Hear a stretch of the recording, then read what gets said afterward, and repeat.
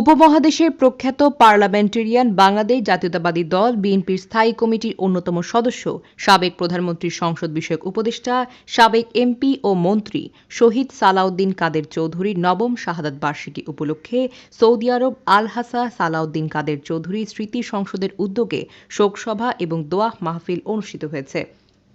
সভাপতিত্ব করেন সালাউদ্দিন কাদের চৌধুরীর মুক্তি পরিষদের সাবেক সভাপতি এবং সৌদি আরব আল হাসা প্রদেশ বিএনপির সহ সভাপতি, আল হাসা চট্টগ্রাম ঐক্য পরিষদের সভাপতি এবং সালাউদ্দিন কাদের চৌধুরীর স্মৃতি সংসদের সভাপতি লোকমান হোসেন সওদাগর।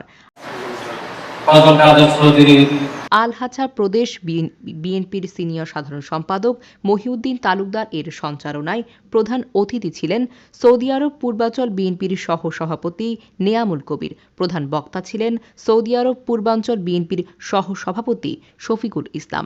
বিশেষ অতিথি ছিলেন আল হাসা প্রদেশ বিএনপির সাধারণ সম্পাদক দিদারুল ইসলাম, আল হাসা মহানগর বিএনপির সভাপতি ফজলুর রহমান, সাংগঠনিক সম্পাদক নুরুল ইসলাম, যুগ্ম সাধারণ সম্পাদক আজিম উদ্দিন, আল হাসা যুবদলের সভাপতি আলাউদ্দিন আলা, সিনিয়র সহ সভাপতি নাজিম উদ্দিন, নজরুল ইসলাম আওয়াল।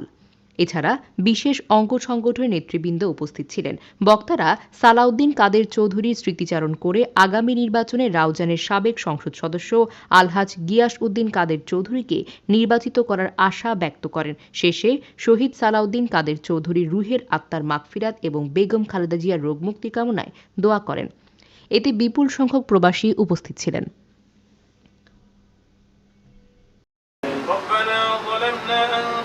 ولا تخزنا يوم القيامة إنك لا تخلف الميعاد ربنا هب لنا من أزواجنا وذرياتنا حسنة وقنا عذاب النار وقنا عذاب النار দিন বলি আল্লাহ সাবেন থেকে হাতে রেখা আপা করে ইমনতার সংগ্রাম ব্যক্তিগত অর্থ বিনিময়ে আল্লাহ সাবেন থেকে শক্তিশালী সংগঠনের রূপান্তরিত কমিশনার কে আমরা